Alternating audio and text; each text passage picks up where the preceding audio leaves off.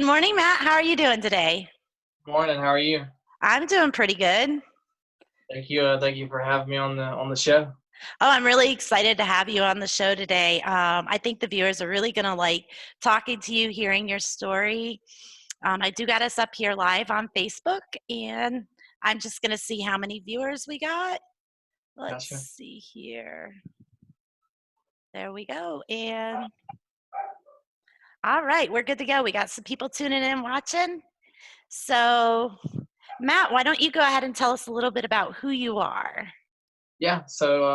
My name is Matt Jackson, aka Modern Goonie on YouTube.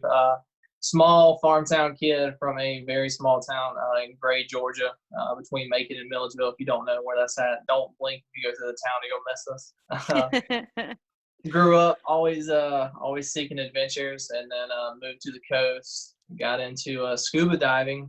Started scuba diving for some treasures and megalodon teeth, in specific shark teeth about the size of your hand. Wow. And tragedy struck due to type 1 diabetes. I had two detached retinas in both my eyes, and it led me to go blind. So I have no vision in this eye and about 15% in this eye, no peripherals. So Wow.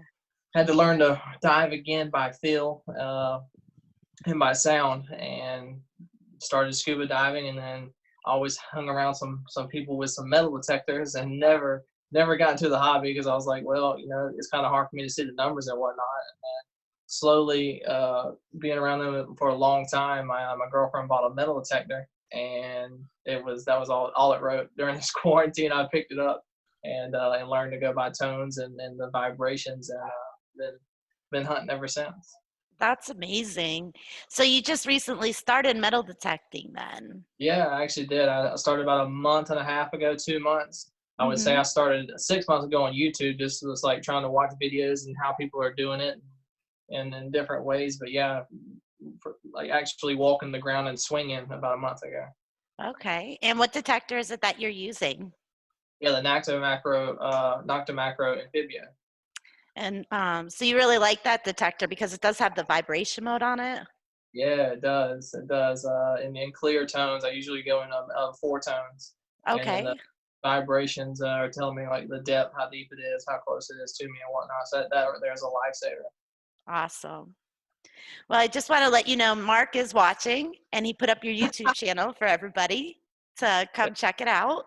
We Mark's also have Jerry Henson, Rachel Wallace, Ron from Germany, and what's going on, OKM. Ace James says good morning. So does Vicky, Matt Ryan, Jerry Henson. So we got a lot of people tuning in, watching. morning, Um, guys. Thank you for watching.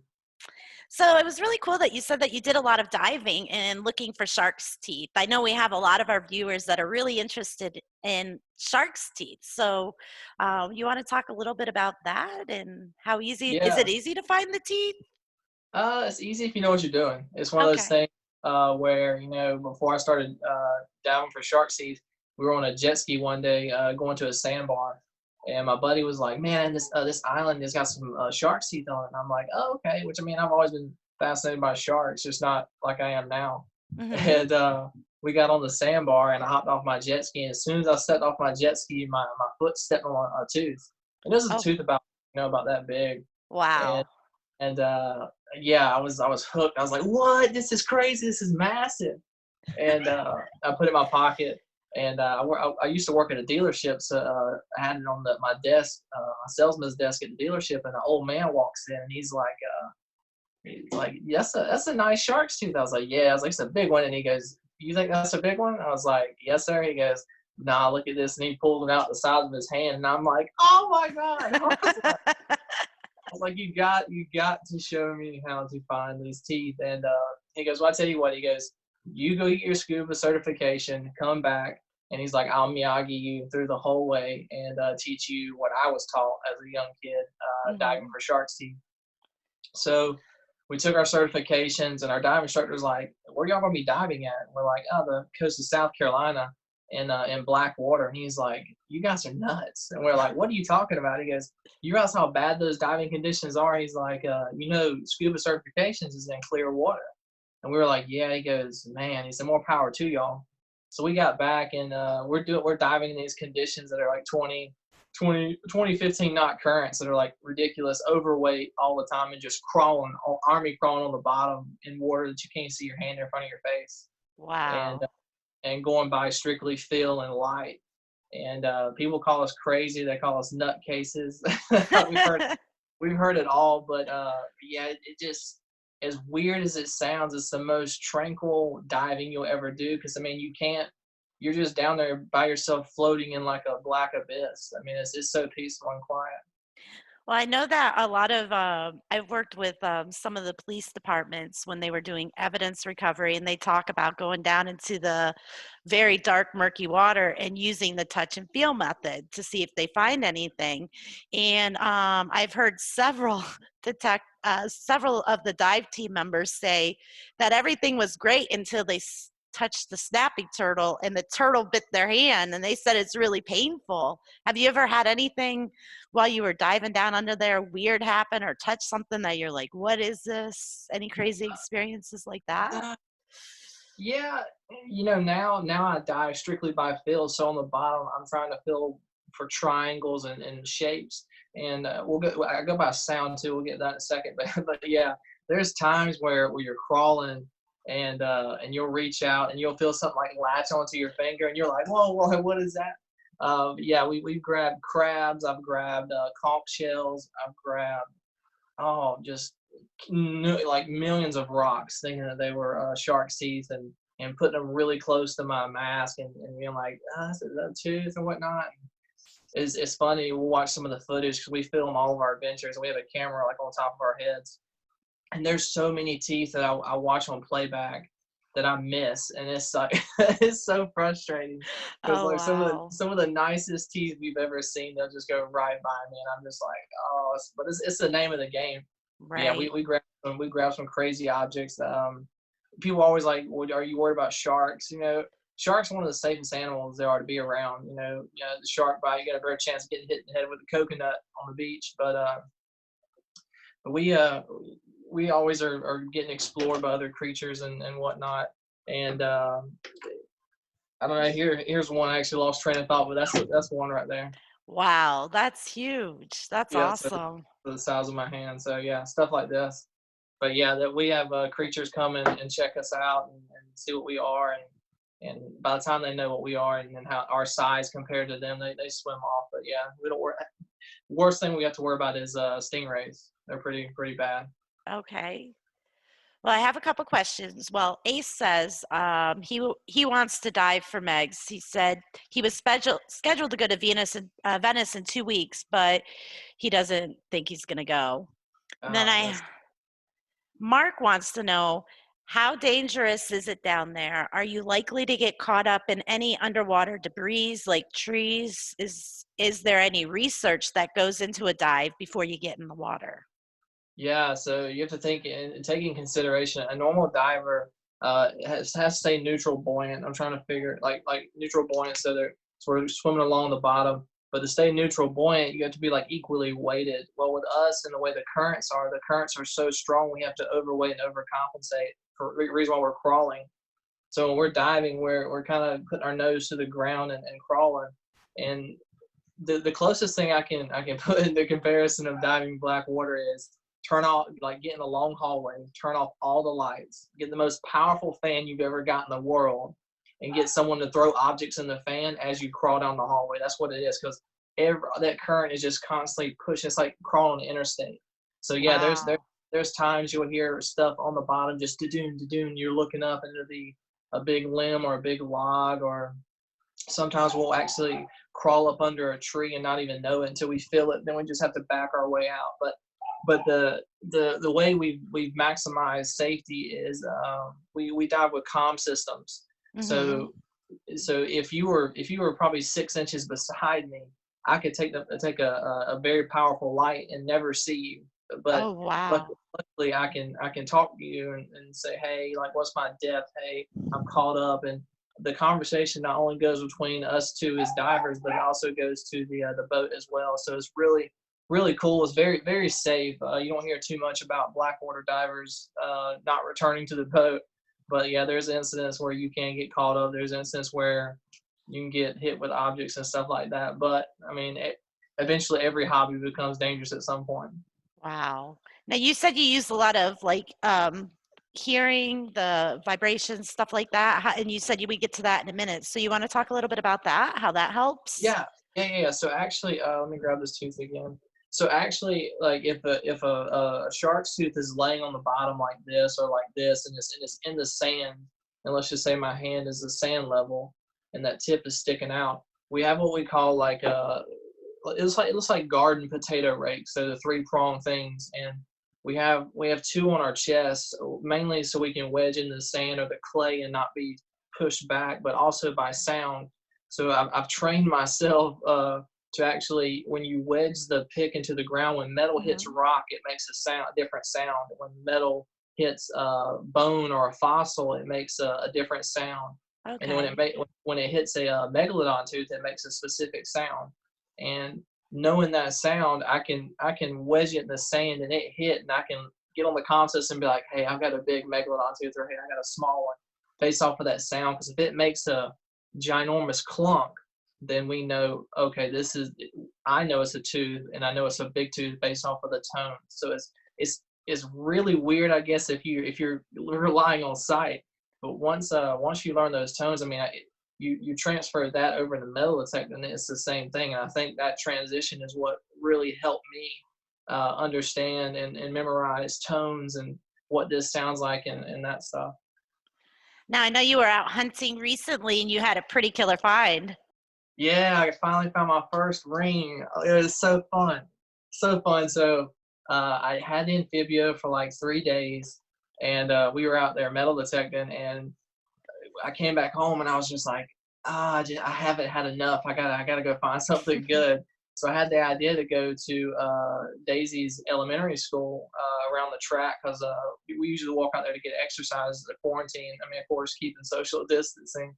But these bleachers looked amazing, and they were like old bleachers. It's kind of an old school, and it was nothing but dirt. So I grabbed the amphibio, and my buddy Jimmy, we were like, we're gonna go check it out. So we started digging and picked up a couple of coins, a bunch of modern coins, and then had a solid 82, 83. And I looked at Jimmy, and it was at the end of the day. We were exhausted. I was covered in dirt. I'm ready to go home, and I was like, man, I just don't want to dig this. He goes, are you sure? He's like, that signal is strong. I was like, I know it's strong. I was like, but we've dug up so many dimes and so many modern pennies. I was like, I don't feel like messing with it. And he's like, man, just dig one more. I was like, okay. So we dig it. I pull out my pinpointer.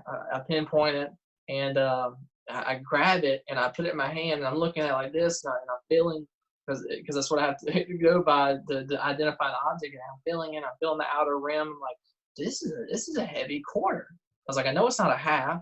I was like, but it kind of feels like a quarter. And when I did, I went to go rub the front of the face of the quarter off, and stuck my thumb through the ring hole. And I was like, no way! And we were all freaking out. We were yelling and screaming. It was kind of an embarrassing moment, but I didn't care. It's my first find. I felt like I just found my first megalodon tooth, and we cleaned it off. And it is, I mean, I have I have pretty fairly big thumbs, but it's a massive silver ring with some diamonds in the front of it. But yeah, it was amazing. That's amazing. And hearing you tell the story, that's my favorite part about metal detecting is just how Oh yeah, excited you get, how thrilled you get. Now, I do yep. have a question. After you dug that ring and you were done for the day, how many more holes did you dig after that? Oh man, oh god, so many You weren't more. done anymore, were you? No, no, no. But it was one of those things where so Jimmy doesn't have a metal detector, but he did, but the screen messed up. So we were playing rock paper scissors on swapping the metal detector. And after I found that ring, I felt bad because Jimmy hadn't found it. So I was like, here, you take the metal detector, and I'll stay with you till the sun goes down. We'll dig all these holes. So we stayed and dug about 7 or 8 more holes, and he was excited for me because he's like, dude, like you own that one. Like that's your first ring. Because I can't. He's like, I like you said, he got more thrill out of watching me find it than him finding one. But I Yep. did feel bad, so I was like, here, you use the amphibia until we get back home, and hopefully we'll find something. But nothing else promising that day. I just want to give a shout out to Dave and Alice said good morning. We also have Juan who joined from Malaysia. Oh wow. Um, Emily said she'd love to find some shark teeth, and Mark said he would too, but he doesn't want to see any sharks. Um, a swing Luckily, in Blackwater you can't see nothing, Mark, so you'll be safe. Swing for Rings said in Michigan it's about time to go hunt for. He's going to do some of that mushroom hunting that everybody does. It kind of, when you're metal detecting and you're out there, it kind of leads to finding more than one thing. Or in your case, you were doing the searching for the shark's teeth, and then it led to metal detecting. It's Yep, always about just kind of like looking, seeing what you can find.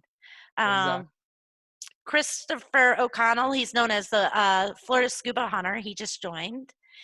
And let's see. Mark said you have to tell us about the find that almost fooled us. Carolyn may have many tips for IDing in the future. Oh yes. So let's see. I'm trying to remember. All right. So Daisy's grandmother lives in one of the oldest houses in our town, Hmm. and we were out metal detecting one day. This is before I had my detector. We were using Daisy's detector that she bought. So I'm kind of learning from Daisy as she's learning. This is like through the month I've been metal detecting. This is probably the first week of that month, and she gets a phone call from her grandma, and her grandma's like, "What are y'all doing?" We're like, "Oh, we're metal detecting." We were just walking the giant field behind our house, big farm field. And she goes, "Well, you need to come metal detect my house." And we are like, "Why?" And she goes, "Well, the richest person in the town, way back in the late 1900s, lived there, and he was really paranoid about the banks and stuff like that. So he buried a bunch of his money and stuff in around the house and in the backyard." So I look at Daisy, and I'm like, "Well, what are we doing? Let's let's go. Like, why are we just finding out about this?" So Daisy goes, "Okay, so we'll go over there." So me and Daisy, rock paper scissors. She takes it first, ladies first, and she pings right up under the porch. And I think it was a 1960 something penny. So we're like, okay, well that's kind of modern, but we'll still search around the house. And I by this time, every find that we find, we alternate. So she finds when I get the detector, I find when she gets it back. So it was my turn, and we'd then made it around the front porch of the house. And at this point, all my friends are like, "Look, like if you're searching houses, like you got to either search the walkways, sidewalks, or the front corner porches of the house, because that's where they used to bury their money, or around the fence post towards the back of the Hmm. house." So I told Daisy, I was like, "I got a good feeling about this corner section of the house, right by the porch." And I swing over it, and it was a solid like 80, 87, 88 on the Garrett. And Oh, wow. I mean, like it about blew my ears off, and I was like, "We gotta dig this." So she's digging the hole, and I'm sitting here talking to Nana, which is her grandma. Hmm. And Nana goes, "You think it's something good?" I was like, "It sounds good." And she pulls it out, and what it looks to be was like it looked like a silver bar. I mean, Oh, the wow. it was perfectly rectangular, and at the very end, it looked like it had been melted. So we thought that it was just like almost like a lead material. Well, she sends a picture to her dad, and her dad's like, "Is it soft?" And we were like, "Yes, a little bit." And we hit it on the brick, and it would make us like a really loud ting. So I was like, "Oh my gosh, we found a silver bar!" I was like, "There's no way this is happening right now."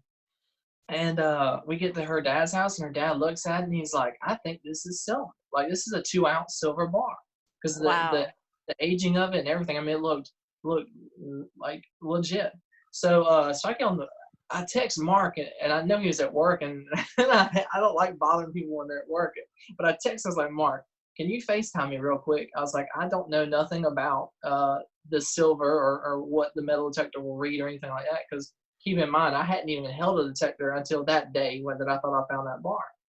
And he goes, "Yeah," he said, "I'll FaceTime you." So for about, I showed Mark, I'm like, "Mark, like, look, I would never call you if I didn't think it was something good."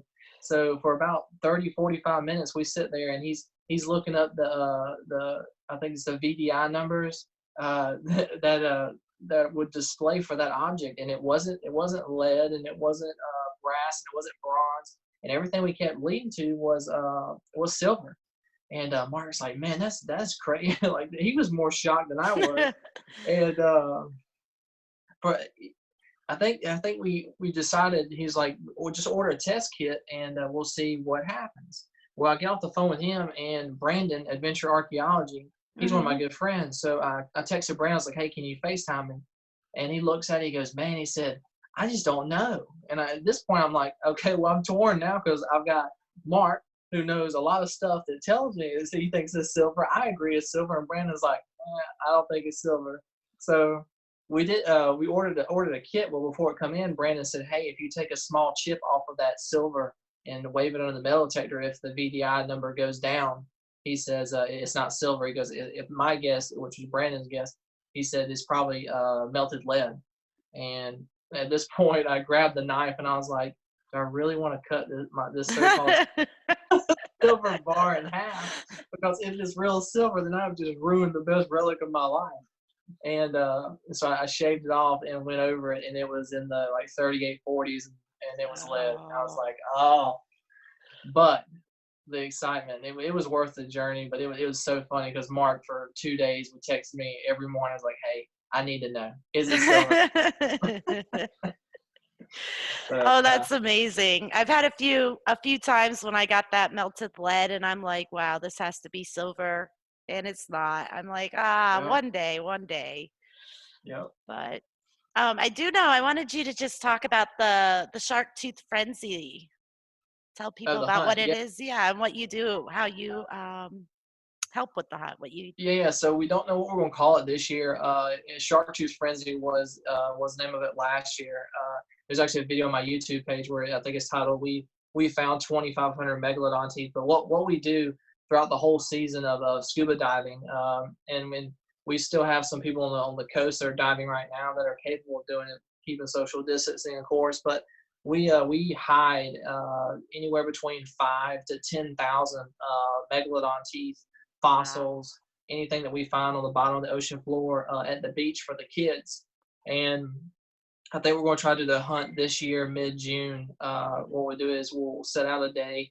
We'll go out there, hide on the beach, let the tide recede with the waters, hide the shark's teeth in the sand, and then we have like 2 or 3 thousand kids come out and they go hunt for these teeth, and just to see the smile on their faces when they find a tooth that's as big as their hand, or a well vertebrae that's like the size of their head, and they're like freaking out. I mean, it brings the most joy. I think that overrides any relic find anyone could ever possibly find. Just seeing kids' curiosity and the wheels start turning. Like, how did this get here? Why is this there? This is awesome. How old is this? So yeah, we do it every year. That sounds amazing.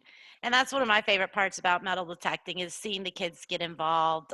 We do a lot with the Yeah, Boy Scouts and kids hunts and just seeing them. It could be just a regular old modern penny and they just get so excited that they found it. And yeah, I think getting kids involved in searching for the megalodon teeth or looking for um, glad coins. It just, I think right at that age, they're so impacted by it and it can really make a difference between which path they go down. So it's yeah. amazing. Exactly. Any time spent outdoors with a child or getting kids off the sofa and getting outside, that's the best thing for Absolutely. Let's see here. Chris O'Connell said that he knows you and that you've got some skills. them. A- Thank you, Chris. And then Swing for Ring wants to know where you dive out of and do you take people out on tours? I can't tell you my secret spots now. Just like relic hunting. Yeah, we're treading thin waters right here now. This is live. This is going on the internet. Now we dive off the coast of South Carolina. So if you were to think of anywhere between Charleston all the way to the Savannah River, usually it's back channels. Do we take people on charters? I don't personally run charters, but I'm the type of person where if you call me up like, hey Matt, like I want to go find some shark teeth, or send me a message, I'm like, absolutely yes, I'm down. Let's go. Because I don't spots to me doesn't matter. I'm all about the journey. Because here's the thing about shark tooth hunting. I'm sure you can agree with me on relic hunting is I could take you out to the best spot I know throughout my whole lifetime, and we could drop down and not find a single tooth that day. You go back the next day and you can find 20 or 30. So it's the name of the game. The time Yep. you go down, and it's a lot of it's luck, but I would say probably 40% luck, 60% skill. But yeah, any of you guys watching that want to go dive with us that is scuba certified, or want to go snorkel with us, and we do shallow water. Yeah, but absolutely. Send me a message and and we'll go. I promise you. And do you want to let everybody know about your YouTube channel and how they could reach out to you, Matt? Yeah, yeah. So the YouTube channel is called Modern Goonie, just like the Goonies. Recently went through a name change. I used to go by the Life of Matt Jackson, but now it's Modern Goonie. So yeah, if you guys can find me on there, it's through Facebook and Instagram all the same way. Instagram has an underscore, so it's Modern underscore Goonie. But yeah, if you guys reach out to me through Instagram, I'm pretty good about that because that one goes directly to my cell phone. Okay. So yeah. Awesome. Now, I like to leave the show with some advice for new detectorists. You being a new detectorist yourself, what would be the best bit of advice you could give somebody who's just getting into the hobby? Honestly, we use the term "grab the bull by the horns," and here's what I've learned in the past month of metal detecting. No matter how much research, no matter how much YouTube videos you watch, you only learn you learn your machine by personal experience. So it's like Mark, you told me the first day we talked on the phone. He's like, get the metal detector and just dig everything, and Mhm. then that's what I have. Like, don't assume something is this object because you could turn one way and it read this way. You could turn another way and it read that way. So my advice: get the metal detector, hit the ground running. Uh, don't let it be intimidating, and dig everything, and you learn really fast that way. That's excellent advice to share with everyone. I do have, let's see, Swing for Ring said he did subscribe to your channel. And Hey, one last question I have here is, do you ever find any teeth in the creeks there? yes, yes. So actually, on days that we can't dive, where diving conditions are not suitable for anyone, we actually build these big sifters, and that it's not they have like a chicken wire for grate. And what we'll do is we'll go find a Okay. gravel bed and shovel the gravel into the sift, and we find, I call them necklace hangers, but I mean teeth like this on average. I mean we'll find Wow. 300 of these in a gravel bed. So any of you guys watching as well, they're like, oh, I'm not scuba certified, but I want to go find some shark teeth. Absolutely, seriously, send me a message and we will definitely put you on some teeth. Might have to blindfold you to some of these spots, but yeah, we'll go sift, and we sift for them. We dig for them. We'll dig 9 foot holes in the ground to find giant Wow. minerals. So yeah, absolutely. That's amazing. Well, this was very fun this morning. I learned a lot about shark's teeth, megalodon teeth that I never heard, and everybody that was tuning in really were enjoying listening to you, Matt. So I Yeah, appreciate you coming on Coffee with Kellyco with me, and make sure you guys reach out to Matt, check out his channel. And with that, I'll just say everybody have a great day, and we'll see you tomorrow on Coffee with Kellyco. thank you guys so much. Thank you, Mark. Thank you, Carol. Thank you guys. It was very nice seeing every single one of you. All right, bye everyone. Peace.